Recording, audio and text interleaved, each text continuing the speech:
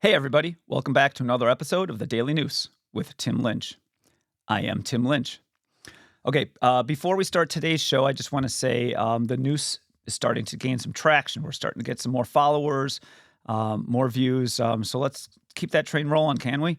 So if you can, follow me on Rumble and YouTube. Just get an account, make an account, log on, and then follow the channel. That way, you're always getting alerts as to new episodes that are coming out. Don't forget to like the episode. Don't forget to comment about the episode. It actually helps the algorithms a lot. And if you do like it, please share it. Share it with friends. Email it out, text it out, put it on social media so more people can be exposed. And even people you're in disagreement with, say, hey, check this guy out. See what you think. And let them get to comment so we can grow this channel. Okay, thank you. And with that being said, let's get on with the show. So today, unfortunately, we're still going to be on the topic of the Charlie Kirk assassination. I'm sure you've seen a lot of different responses and takes about what's been happening that you've been seeing on your own social media or YouTube or late night talk show hosts. So we're going to kind of talk about those and break them down. Again, I'm not going to talk about one-off bizarre things. You know me. I don't think it's worth talking about one-off crazy things. I think it's worth talking about patterns. So with that being said, I'm going to start with a Facebook post that someone had posted on Facebook.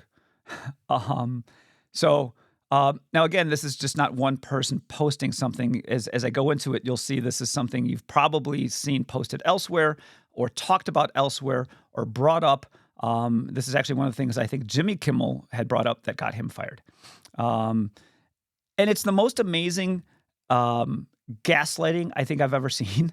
And that's to say, the left is not new to gaslighting. Obviously look at the whole Russian collusion hoax, right? Now, no conservative needed any evidence to know that was a hoax, although certainly that came out later. But all we had to do is just say, conservative president, perhaps the most capitalist president ever, got into an agreement or collusion with a communist leader?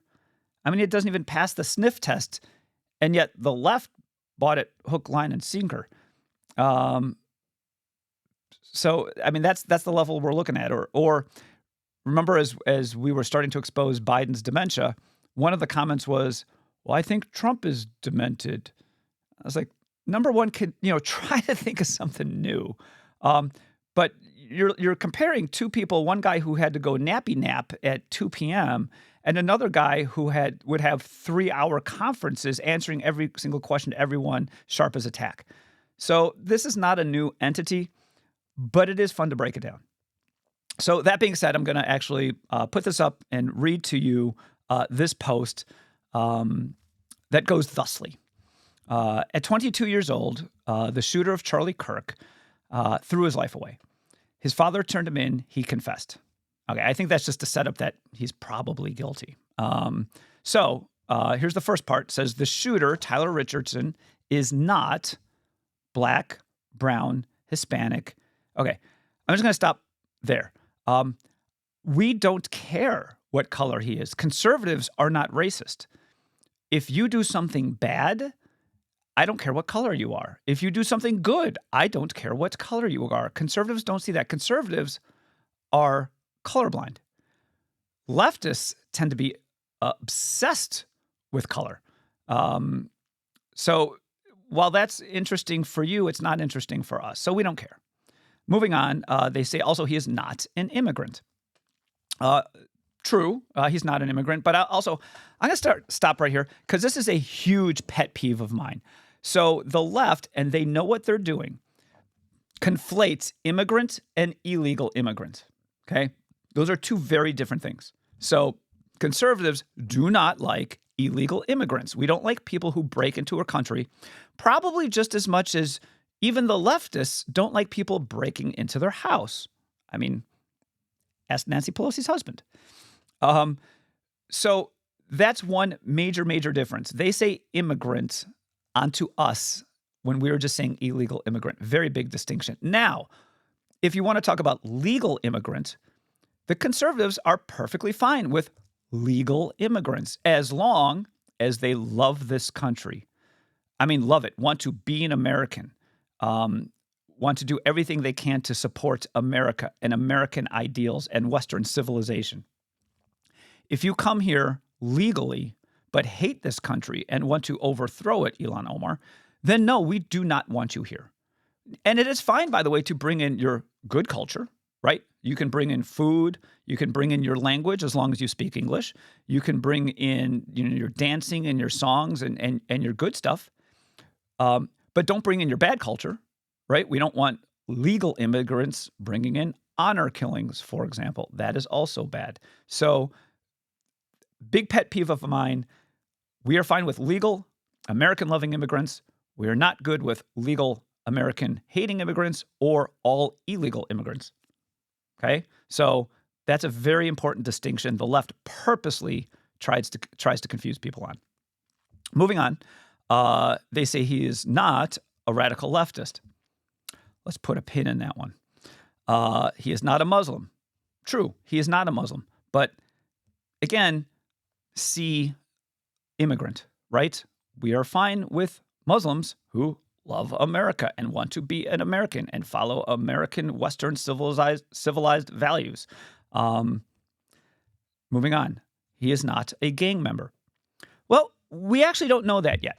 So we do know he was part of a group in a Discord server that could be a gang of transgenders that were looking at murdering Charlie Kirk. We don't know that. That has to be investigated. So I don't know if he is or is not a gang member. Now, when they wrote this, they probably meant he's not a black gang member. Or, an African-American gang member. Or, Hispanic gang member, like MS-13 or Chende Aragua. And no, he is not. But again, we don't care. We don't care if you're killing as part of a group or you're killing all by yourself. Your bad individual actions matter.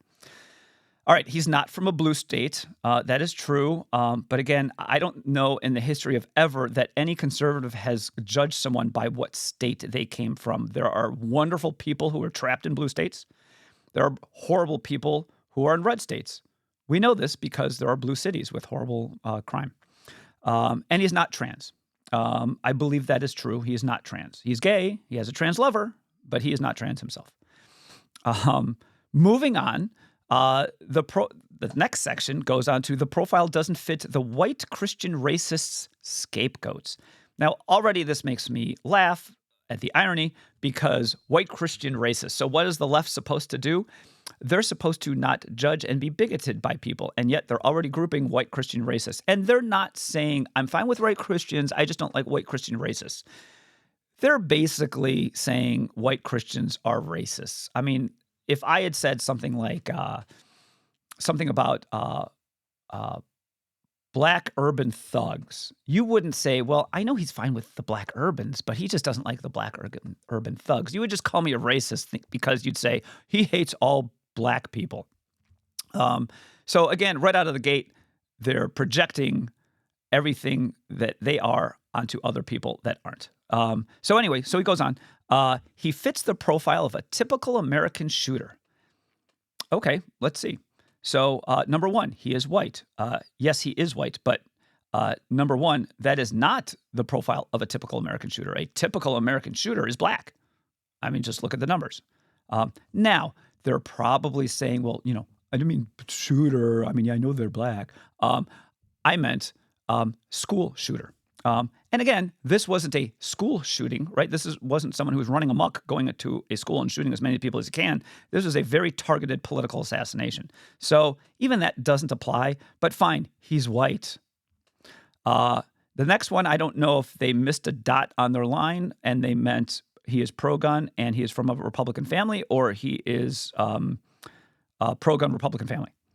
Either way, I guess he's pro-gun. He shot one, and his family, I think they're Republican or conservative. It sounds like, and then two lines down, he says from a good MAGA family. which, by the way, seems like he's kind of double dipping on his backup plans here, because Republican family, good MAGA family. I know they are different, but it's kind of the same thing. So, all right, so let's just give him credit for all. Yes, he's pro-gun, he's from a Republican family, and he's from a good MAGA family. Let's just say, yep, you got it all there. And Christian. Well, I don't know. I mean, he's certainly not Christian now, right? No Christian goes and assassinates innocent people. He maybe had been Christian, or his family is Christian, but he is not, in fact, Christian, no matter what he calls himself. And I doubt he would call himself a Christian at this point. Raised in a red state. Again, see blue state argument. And given a full ride scholarship. Now, I don't remember when we think about what your typical shooter's like. I don't think, usually a scholarship guy. So I don't know where that even came from. Again, I'm assuming that shows that he was just from a good background. And he's bright. Although the people I know that got full ride scholarships either got it for athletics or because they're a minority, not because they're white, no matter how smart they are. Anyway, so it goes on. He had everything going for him: white, privilege, opportunity, and a supportive home. And still he chose to commit an act of unimaginable violence. It's time to face the uncomfortable truth. The biggest threat isn't coming from the boogeyman, and I am assuming that first part with all the brown people are what we think is the boogeyman, that the white Christian racists like to point their fingers at. It's coming from inside their own MAGA house, starting with the president of the divided states of America.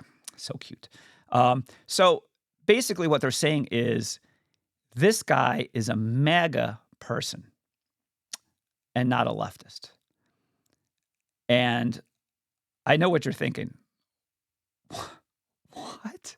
So you're telling me that this person who assassinated an innocent, well-meaning Christian conservative who is perhaps one of the most powerful entities of the MAGA movement was killed by a tried and true MAGA supporter? It's insane. I don't know why anyone would even think that.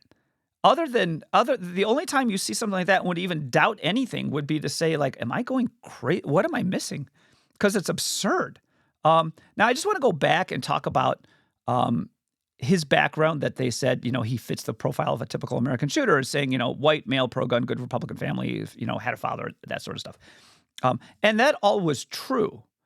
But you have to realize in science, there's a difference between causation and correlation, right? So correlation just means two things are occurring at the same time. That doesn't mean one has any direct relationship or causes the other. Causation, of course, means one leads to or causes the other thing. So we certainly know that these things are correlated, right? That he is the shooter, but he had this background. But you also have to look in, did that cause it? And one of the ways we try to figure out if something caused something is to see if there's a mechanism of action. What about this background would make someone shoot someone? What would make you, a MAGA person, shoot perhaps the most beloved MAGA person ever? And obviously there's nothing, right? There is no mechanism by which this would make any sense whatsoever. But again, that was his background. What is he now, right? So he was raised this way with a full ride scholarship. What happened after that? Well, we know he went to college. Whew. Yeah, that liberal bastion of thought, right? Like that is just nothing but hard left stuff coming right at you. So perhaps that had an effect. We do know when a lot of good people go to college, they spoil there. So that's something that was not discussed here. He did drop out of college, and per his parents, over the last year or so, was becoming basically an angry young man going hard left politically. That was not mentioned What was mentioned was before he was a nut job. What they didn't mention was he dropped out of college. He started going online with hardcore leftists. He's a gay man with a trans lover. Again, not that before anyone starts taking this out of context, I'm not saying, well, gay people like to kill people or lovers of trans people like to kill people. No, but it shows he's a lefty, right? The vast majority of gay people are still on the left. And then if you're a big trans person, it's like 100% are lefties. Not 100, but pretty damn close. So it shows this pattern. So he is not a MAGA person. He's a far left person. And yet they put this out there as if we're supposed to believe this. I've said this a million times before. I'll probably say it a million times again. I don't judge the left by what one wackadoo does, nor should the left judge the right by what one wackadoo does. You judge a group by the group, right? So we should look at the group. We should look at their leaders, their spokesmen, the rank and file members, just the average people that are part of that group. So with that being said, let's look at these groups. Let's break it down. So since this death occurred, let's look at what the left does with deaths and what the right does with deaths. So when criminals die, so for example, Mike Brown. Remember Mike Brown? Remember, hands up, don't shoot. So that was a case in Ferguson, Missouri, where Mike Brown was shot and killed by a white police. Mike Brown was black, and he was shot by a white police officer because he got into an altercation with a police officer reaching for his gun, and the police officer, not wanting to die, took his gun and shot and killed him. Now, the narrative was false in that Mike Brown's friend came up and said, oh, no, he had his back towards the police officer, he had his hands up, and he said, don't shoot, which we now know is a lie through the autopsy, that was a completely false narrative. We also know, by the way, his friend was just recently shot and killed. Seems like a domestic dispute where the shooter was claiming self-defense. So great group all around. But in the meantime, so there's this false narrative that the left believed. And I will say, before the final facts came out, the left thought a white police officer killed a black man. Now, conservatives tend to look at these stories and say, well, if it smells like a Hollywood script, it's probably not true. So we just waited and kind of waited for things to pan out. The left, however, handled it this way. So let's go look at some pictures at Ferguson, Missouri, and see how the left handled a death. So let's look at this picture, which I'm not going to lie, that does look like fun. Let's look at another picture from Ferguson, Missouri. That looks less fun. A lot of fire, a lot of smoke. Apparently a shortage of belts. Here's another picture. I think we're starting to get some riot officers in there and National Guards, lots of things on fire. Speaking of fire, let's look at this. I mean, now we're looking at cars getting torched, police officers and riot gear. So yeah, the left handled it by, what they do, rioting and looting. Here's another example. Remember George Floyd? So George Floyd was a career criminal, really an awful human being, and he died of a fentanyl overdose. But the false narrative at the time was that he was also killed by a white police officer. And if you watch the video, it's funny. A lot of people say, oh, it's a horrible video to watch. And I was like, it's horrible a man died, but he clearly did not die from the police officer. So if you watch the video, the whole thing and his whole arrest, he's yelling out, I can't breathe, as he's getting into the squad car sitting up. And of course, I'm assuming everyone watching this is over 5. If you're under 5, I don't think you should be watching this. But if you're over 5, if you say, I can't breathe, you can in fact breathe. But when people are getting arrested, they often say, I can't breathe. One, because I think for some, it's a ploy to try to get out of the arrest. And 2, I think some people get panic attacks and can't and think they can't breathe. But regardless, he was clearly saying over and over and over again, I can't breathe. And at one point, he finally, because of all the resistance, was put down on the ground as per standard police operating protocol. the police officer had his knee in George Floyd's back. And eventually, George Floyd succumbed to his own overdose. And how do I know he died of a fentanyl overdose as opposed to being choked by the police officer that everyone liked to say? Well, number one, I watched the video, and the whole time he had his knee in his back, he could say, "I can't breathe," which again, we discussed means he can. Two, I can tell you medically that you can put pressure on someone's back and they can still breathe. It's not like you're choking them out. Three, George Floyd's autopsy came back and his fentanyl level was 3 times the lethal limit. So yeah, that's how I know he died of a fentanyl overdose. Now, in the meantime, this police officer is now a political prisoner who was put away in prison, being reportedly found guilty for George Floyd's fentanyl overdose. In the meantime, he is still in prison, trying to live through multiple assassination attempts himself. That being said, let's look at the left's response to a career criminal dying of a drug overdose. So let's look at some pictures like this. A lot of fire, a lot of destruction, upside down American flag. So for those of you who like to say the left likes America, they never do. Let's look at another picture, this one. I have created fire, burning down businesses. By the way, these are usually all minority-owned businesses, so great job there, guys. Here's another picture, cars aflame. So tons of pictures. And let's finally look at a picture in the daylight. After the fact, yes, black hand in the air, destruction all around, cars being destroyed. That's how the left handles death of, I guess, one of their own. Now, what does the right do when an innocent man is murdered by a left-wing nut job? Well, let's look at some pictures from that. So here's one.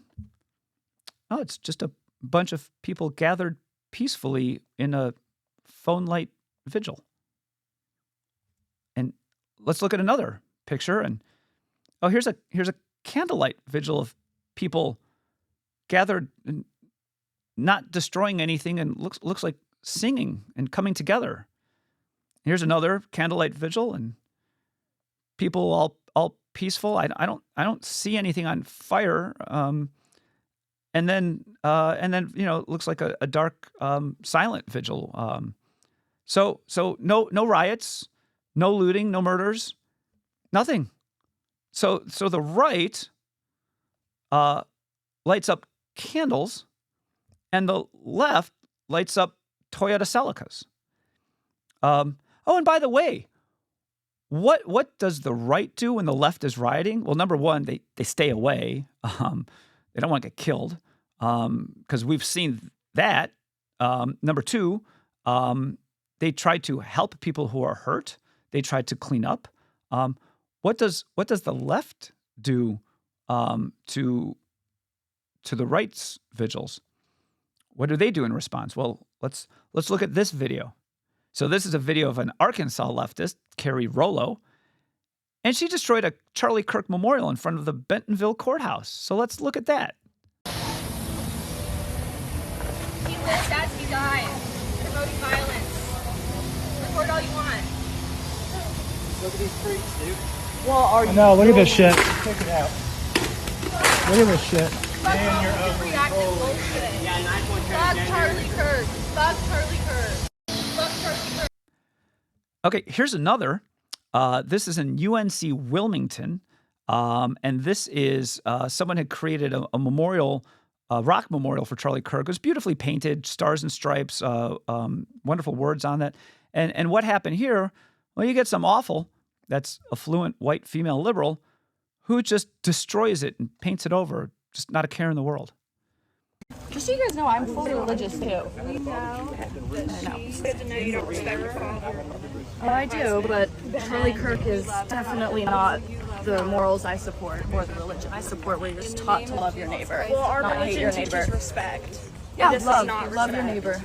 Okay. If you disagree, if you So this is loving your neighbor. I'm not gonna love a man who doesn't even. You're not loving your neighbor. You're not loving your neighbor. It's about forgiveness. It's not your job to judge. You're right. I'm not judging. It is not my right to judge, but it is also not your right to judge either. Nope, we're here protecting somebody. We're not here judging. And we're not the ones. If we were judging, we would be taking your paint can and dumping it on you, but we're not, are we? Because someone has to pay. I pay all the time. It will, hopefully. If not, it's a price I gotta pay. And then I'm going to show you another video. I think I've proved my point, but only because this is probably one of the first videos that came out. This was a memorial that was set up outside TPUSA, Charlie Kirk's force. And you can see this monster just kicking over flowers and vases, flags and balloons, just destroying the memorial. Now, fortunately, the right's not having it anymore. You can watch this video as he gets taken down. Man trampled a memorial for Charlie Kirk at the Turning Point headquarters in Phoenix. Our photographer on the scene says the man kicked over flowers, vases, and balloons. He was taken to the ground by an onlooker and then arrested for trespassing and destroying a community memorial. Phoenix police say the suspect is 19-year-old. And I'm going to show you one more video because this is particularly disgusting. And this was at Texas State. This was a student there who has since been expelled. And he was mocking Charlie Kirk's assassination at this memorial. And I'm just leaving this still shot up because I want you to see in the background, while he is the most disgusting part of this, there's a bunch of people laughing at him and enjoying it. So let's watch this and see this disgusting pig act out. He's not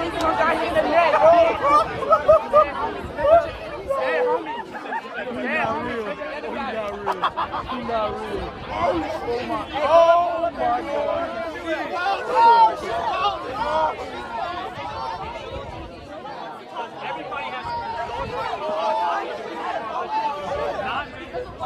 My name is Charlie Kirk.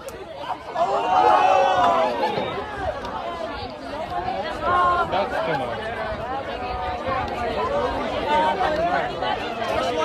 Oh, buddy. Fuck that nigga. You're gonna get expelled, dude.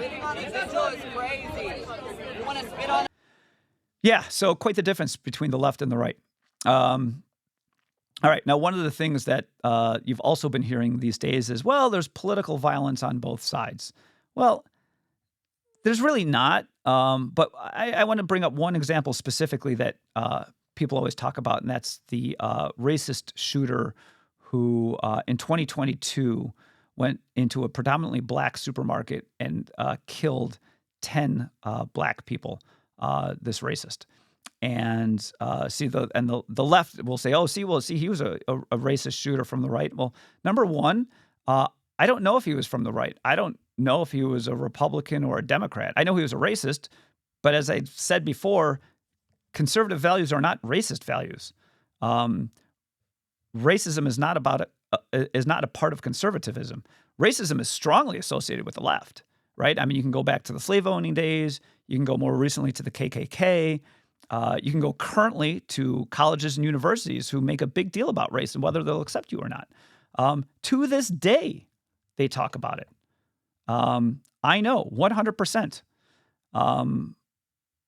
So they bring this up as if some racist is some member of a conservative ideal or supporter. And now again, remember when this happened, all the conservatives said, "That's disgusting. That guy should be put to death." No one argued for him or supported him. And in fact, most of us are upset that I think he's just serving life in jail. I think he should be killed. He should be executed. So you've seen the right's response to an unjust murder. What has the left been doing from someone from their own political spectrum in this unjust murder? Well, they're gleeful about it. And I'm sure you've seen many examples of this. I just want to bring up one in particular because it's just a great example. And you probably know why I'm bringing it up too. So this was a post off Instagram from the Hodge twins. These guys are a riot. But they show this picture of Suzanne Zwerk. She is the quote unquote director of health promotion and advocacy. Yes, I did not stutter. Director of health promotion and advocacy. at Ball State. And she celebrated Charlie Kirk's assassination, saying, Charlie Kirk's death is a reflection of the violence, fear, and hatred he sowed. In other words, he got what he had coming. Now, she has been fired. And this has created yet another point that's been coming out of all this, and that is the left is now freaking out about cancel culture. So all of a sudden, the left is concerned about this. So let's break this down a little bit. So first of all, the right has been battling cancel culture since its inception, and it's only been on the right. But there's a couple of differences. So, for example, the right says things that, while you might disagree with, are reasonable thoughts. So the right might say, boys shouldn't go into girls' locker rooms. Or conservatives will say, men cannot have babies. Or I don't think you should force someone to get an experimental vaccine. Or how about the conservative group does not think that school books for third graders should have lesson plans in blowjobs and fisting. I mean, Mark Hamill does, but the right doesn't. So you have very, again, modest comments that are getting people fired or kicked off social platforms or barred from social media for pretty reasonable thoughts. Versus the left, well, what have they been saying about Charlie Kirk? He had it coming. Or I'm glad he's dead. There's some people that are out there saying, oh, I'm not only glad he's dead, it's like, I wish I would have been there. I would have killed him. Yeah, right. Or they're just dancing and singing and chanting and celebrating, right? So all just, horrible reactions. Now, as you know, I'm a huge First Amendment guy because I'm conservative. So if you want to say horrible things, I think you have the right to.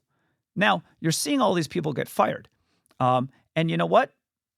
If you're a private company and you have an employee who's saying horrible things and you're okay with it, then keep them on. That's your choice. If you're a private company and you don't want your company associated with these horrible things and you want to fire them, also your choice. That's fine. So I'm fine. So when MSNBC fired Matthew Dowd, for example, I was like, all right, well, that's their choice. If they kept him on, it's just a resemblance, that's typical of MSNBC, but I couldn't argue with it. It's not the government doing it. It's not a First Amendment issue. That was their choice. However, I do think there's a difference for certain jobs. So if you're saying these horrible things and celebrating the death of an innocent person, and you're a teacher or professor, right, molding young minds, yes, you should be fired. You should not be in that job. If you're a doctor who's supposed to be treating people, you should not be in that job. If you're in the military and your job is to save people, whether, physically saving others or unfortunately killing bad guys, and you're celebrating the death of an innocent person, you should not be in that role either. So there are certain things that are just not compatible with the job, and that's beyond a First Amendment issue. And those people, I think, should be fired. All right. So one other thing, and I'm going to bring this up because it was probably one of the first comments I heard right after the assassination. In fact, it was an interview with a couple of students who were at Charlie Kirk's program when he was shot. And they were asking them, what they saw and what they thought. And one of the things that first out of their mouth was, well, maybe we need more gun control.